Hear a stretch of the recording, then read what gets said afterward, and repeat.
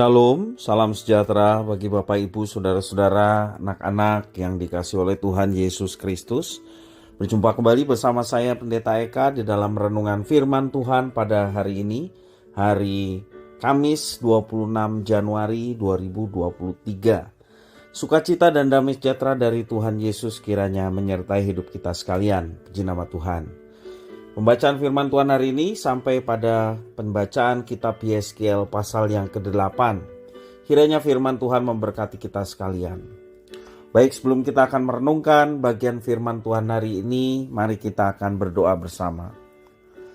Tuhan Allah Bapa di surga, di dalam Yesus Kristus, kami datang padamu mengucapkan syukur terima kasih buat kasih setia Tuhan yang nyata kami alami, berkat serta penyertaan yang sungguh kami alami dari kehidupan kami. Terima kasih ya Tuhan atas semuanya yang Tuhan nyatakan. Biarlah semuanya ini menjadikan kami semakin mengenal pribadi Tuhan dan hidup dalam ketaatan firman-Mu. Karena itu kami mau terus memperdengarkan hati pikiran kami kebenaran firman Tuhan, supaya firman itu yang menguasai hidup kami. Kau mampukan kami Tuhan untuk kami dapat melaksanakannya dalam hidup kami setiap hari, sehingga nama Tuhan dimuliakan. Terima kasih Bapa, inilah diri kami siap sedia belajar firman Tuhan. Demi nama Tuhan Yesus kami berdoa. Haleluya, amin. Saya akan membacakan di dalam kitab Yeskiel pasal 8 ayat yang ke-7 sampai ayat yang ke-12. Demikianlah firman Tuhan. Dan dibawanya aku ke pintu pelataran, aku melihat sungguh ada sebuah lubang di dalam temboknya. Firman-Nya kepadaku, hai anak manusia, perbesarlah lubang yang di tembok itu. Sesudah aku memperbesar lubang itu, lihat ada sebuah pintu.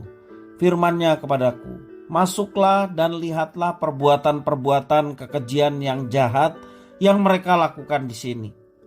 Lalu aku masuk dan melihat, sungguh segala gambar-gambar binatang melata dan binatang-binatang lain yang menjijikan dan segala berhala-berhala kaum Israel terukir pada tembok sekelilingnya. Dan di hadapannya berdiri 70 orang tua-tua kaum Israel dengan Yaazanya bin Safan di tengah-tengah mereka, dan masing-masing memegang bokor ukupannya di tangannya. Dan keharuman dari asap ukupan itu naik ke atas. Firman-Nya kepadaku, kau lihatkah, hai anak manusia, apa yang dilakukan oleh tua-tua kaum Israel di dalam kegelapan, masing-masing di dalam kamar tempat ukiran-ukiran mereka?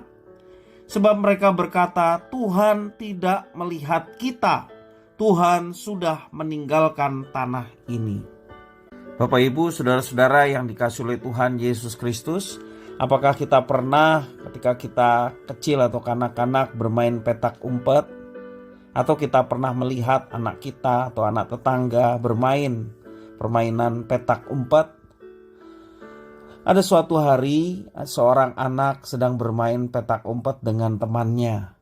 Anak ini bermain dalam kepolosannya dan sangat lucu permainannya. Saat teman anak itu memejamkan mata dan membuat hitungan, anak ini berlari mencari tempat persembunyian.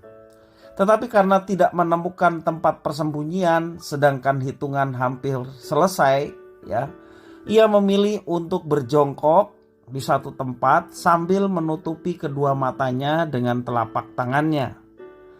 Ia berpikir jika matanya tidak melihat apa-apa, maka lawan permainannya juga tidak akan melihat dirinya. Asumsinya demikian. Dan ini lucu sekali ya. Tapi itulah hanya sebuah permainan. Bapak Ibu Saudara-saudara, ketika kita bersama merenungkan bagian firman Tuhan yang kita baca hari ini, kita merenungkan kehidupan orang Israel dalam firman Tuhan hari ini seperti anak yang bermain petak umpet tadi ya. Perilaku Israel di tempat pembuangan menunjukkan sikap yang aneh. Kalau petak umpet tadi ya lucu ya, tapi kita melihat bahwa Israel sepertinya sedang melakukan petak umpet dengan mata ditutup kedua telapak tangannya. Tuhan menunjukkan semua itu kepada Yeskiel melalui sebuah penglihatan bagaimana orang-orang Israel dalam tanda petik seolah-olah bermain petak umpet dengan Tuhan, selayaknya anak-anak tadi bermain petak umpet. Dalam kejahatan perbuatan mereka, dalam praktek-praktek penyembahan berhala yang mereka lakukan, mereka merasa bahwa Tuhan tidak melihat mereka. Itu perasaan mereka. Sehingga mereka terus melakukannya dan tanpa sedikit bersalah sambil berkata, Tuhan sudah meninggalkan tempat ini. Itu dalam ayat yang ke-12 mengatakan demikian. Bapak Ibu saudara-saudara yang dikasihi oleh Tuhan Yesus Kristus, kita sering bersalah dalam banyak hal. Kita begitu mudah bersalah dalam berpikir, berkata, dan juga berbuat. Dan berpikir jika Tuhan tidak melihat apa yang kita pikirkan, apa yang kita katakan, dan apa yang kita perbuat. Seperti perilaku seorang anak, pembiaran yang Tuhan lakukan, kita simpulkan bahwa Tuhan tidak melihatnya. Padahal Tuhan melihat dengan jelas setiap detil perbuatan kita, bahkan sebelum kita perbuat, apa yang kita pikirkan, detilnya Tuhan sangat tahu karena Dia Maha Tahu. Tetapi kita seolah-olah berkata Dia tidak melihatnya. Namun dalam setiap kesalahan kita, Ia tetap menunjukkan kehebatan kasih-Nya yang luar biasa. Pukulan dan hajaran dari Tuhan dilakukan untuk membawa diri kita kembali kepada Tuhan. Bapak Ibu saudara-saudara yang dikasihi oleh Tuhan, jangan kita berpikir bahwa apa yang kita lakukan tidak ada seorang pun yang tahu. Bahkan kita berasumsi Tuhan pun tidak tahu.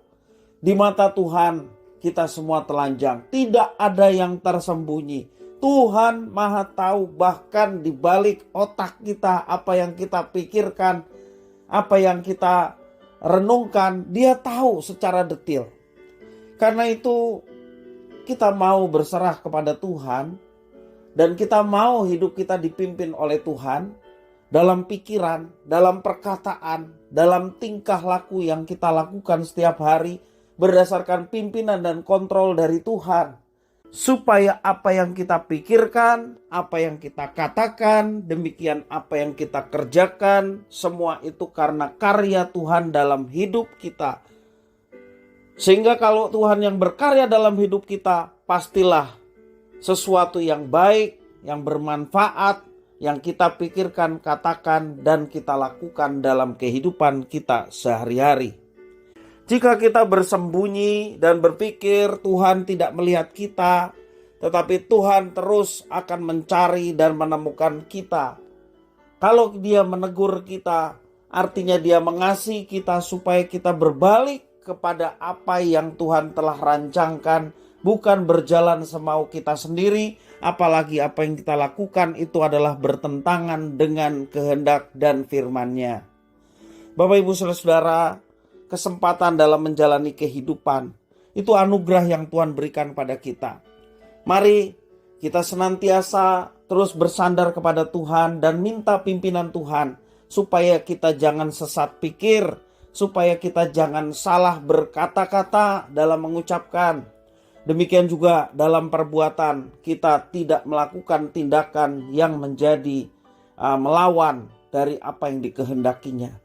Tetapi apa yang kita pikir, yang kita katakan, yang kita perbuat seturut dengan rencana dan kehendaknya dalam kehidupan kita setiap hari. Kiranya firman Tuhan ini memberkati kita sekalian. Mari kita berdoa. Tuhan Allah Bapa di surga, di dalam Yesus Kristus, kami mengucapkan syukur dan terima kasih atas berkat anugerah yang telah Engkau berikan kepada kami.